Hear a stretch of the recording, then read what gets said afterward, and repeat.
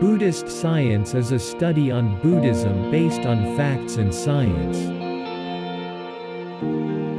A Consciousness by Venerable Run Gruen Pa Part Saro, Dr. Run Gruen Lim Chu Patipa. A life is a continuance or a stream of consciousness, and every time when having a consciousness there is an arising of mental phenomenon. This phenomenon arises and ceases within a short period, and the collection of these phenomena including feeling, perception, and volitional formations driven by a stream of consciousness reflects what is happening inside an individual mind, representing a life of an individual person. A consciousness is a collective mechanism of how a mind functions in terms of receiving, absorbing, and responding to the world. It is the consciousness with mindfulness that makes the mind to be aware of what's happening in the world, so that the mind can take a proper action in responding to a surrounding environment correctly. In principle, a consciousness is sort of a processing engine of mind that constitutes a driving component pushing the mind to function in responding to the world. In neuroscience, we detect the stream of consciousness in synchronous with an oscillation harmonic pattern from inner brain called the thalamic oscillation at the frequency of 40 Hz. It is still a mystery to locate where a consciousness is located, and we may never know. In Buddhism, a consciousness is an abstract process within every part of the mind that causes an associated state of mental factor, both a consciousness and its associated mental factor dependently arisen, subject to destruction, vanishing, fading away, and cessation at the same time, resulting a stream of consciousness with a series of associated mental factors. And now if we are observing on a series of mental factors and connecting all the mental factors together, then we can clearly view a mind as a mind processing along a certain specific pathway. In Buddhism, when a mind functions correctly, then the mind will become steady internally, composed, united, and concentrated, so called the arising of wholesomeness. On the contrary, if the mind incorrectly functions with misinformation of desire and lust, then the mind will become struggling, restless, and non-concentrated, so called the arising of unwholesomeness. This is the way we can investigate whether the mind is wholesome or unwholesome. And among all the components of mind, the aggregate of consciousness as the continuance of consciousness or a stream of consciousness, is considered as the most important part because it is a driving force of making what happening within a mind. The Buddha explained that when having a consciousness, the mind would fetch a mental phenomenon as the object of consciousness, and then the mind will acknowledge of what is happening in the world. This mechanism of consciousness can be compared like a person eating food as a nutrition of mental phenomenon. And as the mind consumed such a continuance of consciousness as a stream of consciousness, the mind would absorb each object of consciousness with feeling either happy or painful or neutral, then having a craving with desire and lust for being a self of existence related to the matter, and generating a mind processing before taking a particular action in responding to the world as follows. What one intends and what one plans and whatever one has a tendency toward. This becomes a basis for the continuance of consciousness, as a stream of consciousness. When there is a basis, there is a support for the establishing of consciousness. When consciousness is established and has come to growth, there is the production of future renewed existence.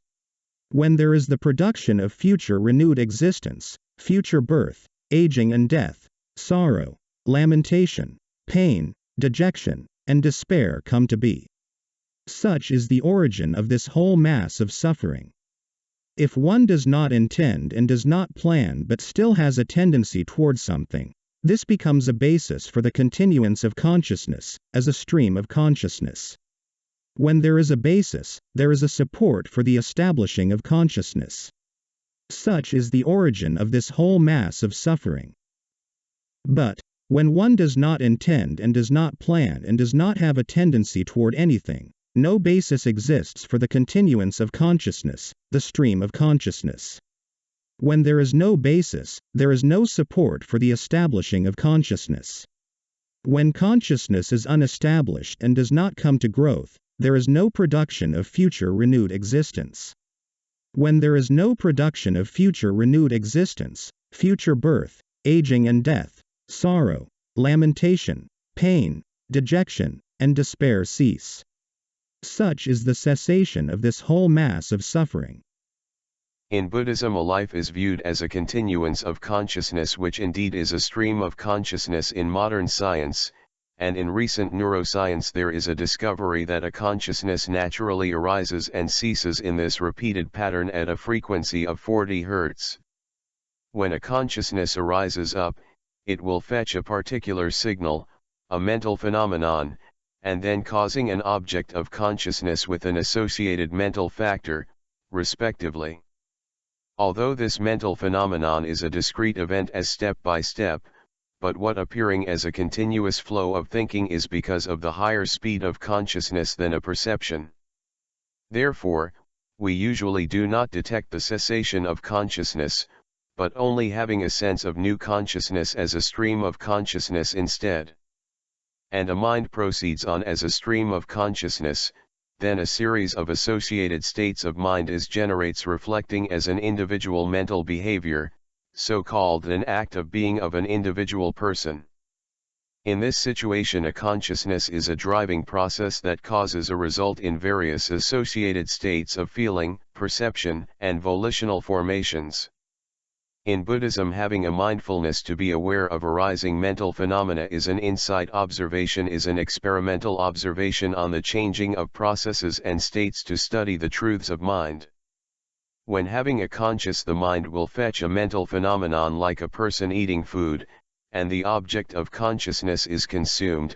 Then by studying the attributes of the object of consciousness, then we can understand the nature of the particular mental phenomenon, as explained by the Buddha as follows. A life consists of body and mind. Both of them maintain the existence by the consumption of nutrition. While the body consumes food for nutrition, the mind will consume the object of consciousness for nutrition by having a contact on stimulus, so-called an external object of consciousness, and having a contact on an internal object of consciousness, which is formatted by volitional formations. And then, by having a consciousness with mindfulness to observe and investigate the arising, both external and internal objects of consciousness, then we can contemplate the truths of life within nature. Whenever eating food, it can be compared like a mind has a contact with a stimulus, or taking an internal object of consciousness during having a consciousness. A noble person should have a mindfulness to be aware of what is going on within the mind, that is, having a mindfulness on eating, having mindfulness on the contact of stimulus from the world, and having mindfulness on the contact of the internal object of consciousness during having a consciousness. And if we can detach the object of consciousness by wisdom, then no matter it is a form and formless, there is no way that any contaminant of defilement will arise in the mind. The mind should be able to release all subjects of concerns to the object of consciousness by having the right wisdom to respond to the world. Then the mind will be liberated and avoiding all suffers in life.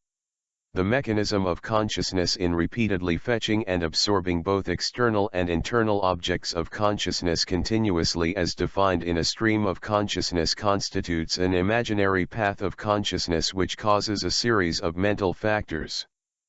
And how a mind to process in what pathway, depends on an individual conditions in latent dispositions within a central nervous system. As signals are processing throughout the central nervous system, when a signal is transmitted from one neuron to another neuron with an associated neurotransmitter, reflecting a state of mind. In Buddhism, a consciousness is a dynamic core driving various states of mind, and a mindfulness is the capability of mind to aware of what is happening at the instance of having a consciousness. Theoretically, a stream of consciousness is a process that drives with a specific associated state of mind, and then a specific state induces a continuation of the next processing, respectively. As a result, a stream of consciousness generates a collectively series of states of mind. In Buddhist philosophy, a stream of consciousness can be categorized into 89 types of process of consciousness, and a series of associated states of mind is defined into 52 types of mental factors. By understanding on the relationship between the processes of consciousness and the associated states of mental factors within the mind processing, then we can study on how a stimulus of external mental phenomenon arrives into a mind and starting a mind process at the contact of an external sense object with an internal sense receptor. The mental phenomenon is something like a signal that is transmitted within a nervous network in the central nervous system. A stimulus or an external mental phenomenon from the world contacts 6 sense organs causing consciousness on sensing, then a consciousness fetches an external object of consciousness and then after the mind absorbs it, then responding with feeling.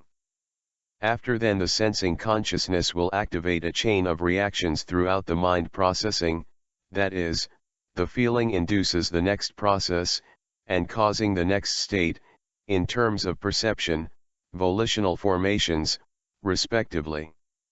During the volitional formations, the mind generated an internal mental phenomenon and flow back to contact the feeling as an internal object of consciousness and resuming the mind processing in several rounds of volitional formations called the process of dependent origination.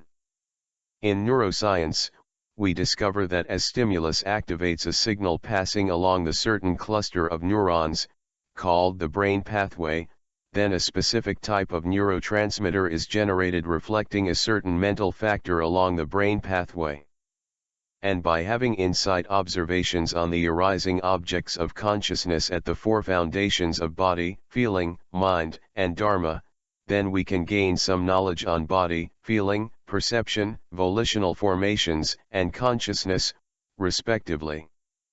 What really makes the Buddhism so robust in understanding the mind, is the ability to observe the mental phenomena of the insight of mechanism of consciousness and the associated states of mind that performs the life functions in the stream of consciousness and constitutes the consciousness processing pathway. The discovery of the mechanism of consciousness in Buddhism confirms that a mind is indeed a natural process, not a self at all. Therefore, the only way to understand the nature of mind is by the characteristics of the object of consciousness.